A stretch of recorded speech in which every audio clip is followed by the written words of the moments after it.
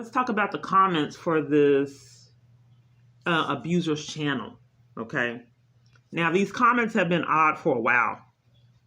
Okay. So for some reason, all the comments, I repeatedly keep saying, and I report it to the police, my YouTube is controlled and manipulated. It is. My monetization is controlled. They will not let me monetize all my videos, period. Then I try to do it one by one, and then they go unmonetized. It clicks off of it. So I spent all my time individually trying to monetize these videos because I called these scammers and they would not assist me. Then I tried to get in the chat. It malfunctioned and I could not get in the chat. My YouTube is absolutely controlled and no one will assist me. So just like my job, there's extreme financial abuse that is being ignored, racked up felonies. So why am I doing this? So these comments, they're controlled. Okay, so that is not Jason. That's another viewer, because I was exposing that I believe that Me channel is him. That's not Jason. That's another viewer, YouTuber, exposing the truth about you. It's also used as a way to drive down your views by reposting your videos. I just didn't want it to go out. And then another one states, it's supposed to storm very... Okay, they just did that one about the storm. And then it says, Jason is somewhere enjoying his beautiful family and you're marinating in your misery. This is not him. That's a YouTuber. Okay? So, what I'm trying to expose, who is behind this cyberbullying in comments? There's a multitude of people that are covering for Jason that is supposed to be innocent. So all these random YouTubers know for a fact it's not Jason doing it. That incriminates Jason. They don't realize it. So, but it also incriminates someone controlling my channel. Why do all these people condone child abuse and all these other things? Why is it not anyone that is rendering me any assistance? They have no right to control every avenue that is criminal of me escaping their corruption and abuse and crimes down to my cell phone service. In addition to that, the whole YouTube channel. And control me financially down to monetizing my videos, Social Security, embezzling paid child support payments, stolen food stamps from Health and Human Services in a crisis, depriving me of funds from my bank account. Completely under the radar. No one has, would not investigate the identity theft of my own bank. When they got away with that, then deprived me of funds in my account. With ID and a Social Security card, a bank I banked at 15 years. So I have been trying to incriminate these people years, and they have not racked up any felonies for these huge, extreme events they have conspired with. That shows a multitude of people are mentally ill while they try to frame me for mental illness. If it's not Jason, why are all these people repetitively talking about him and covering for him?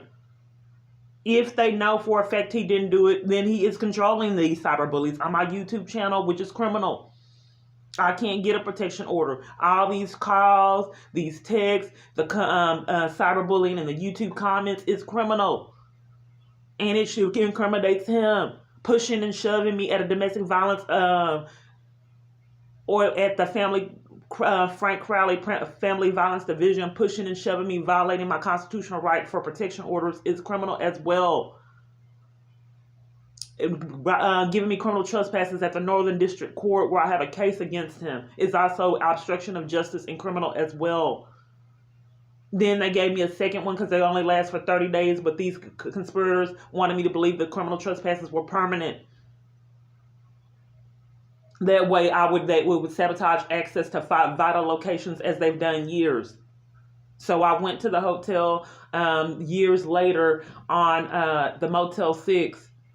They gave me a criminal trespass. I believe it was January 2020. They would do that repetitively in these schemes to deprive me of services before COVID. Mentally ill man running the government. So multiple criminal trespasses no one cared about, did anything, and allowed. So they gave me a criminal trespass at Motel 6, and then I went there years later, and they're trying to enforce a 30-day criminal trespass.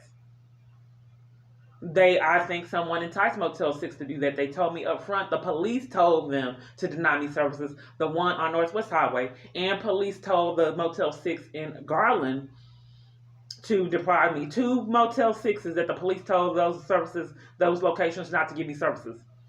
When they got caught, then they started scheming with the hotels to commit crimes to deprive me of services. They create things in the hotel rooms, issues, knowing full blown, well, I'd have to report, like the TV not working, the phone not working, things like that. And then when you report it, they use that as a scheme to deny services that day and criminal trespass me to deny future service. And then one scheme to try to enforce that these criminal trespasses are permanent instead of the 30-day normal requirement. Like IBOC gave me a criminal trespass when I got drug out of the church. Don't know why they did it, but had a huge scandal. And then some kind of way they're depriving a long-term member of assistance.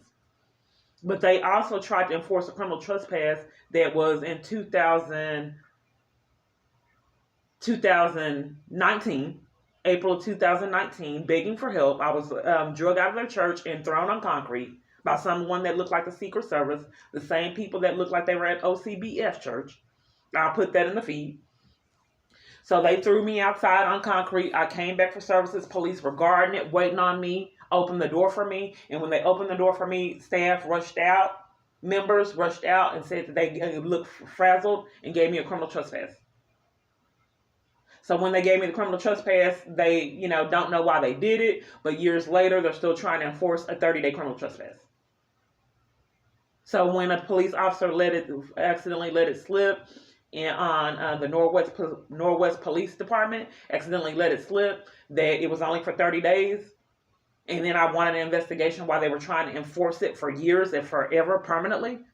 They have not called me for investigation of that because they're behind it. So anyway, I'm just trying to incriminate this man as well as the multitude of conspirators he's enlisted into his criminal activity, stalking, harassment, and abuse. These are crimes. Even if the government is taking bribes to be enlisted in this criminal activity, they're still crimes. And that makes it that much worse for me that the government is enlisted in domestic violence, stalking, etc., with no consequences.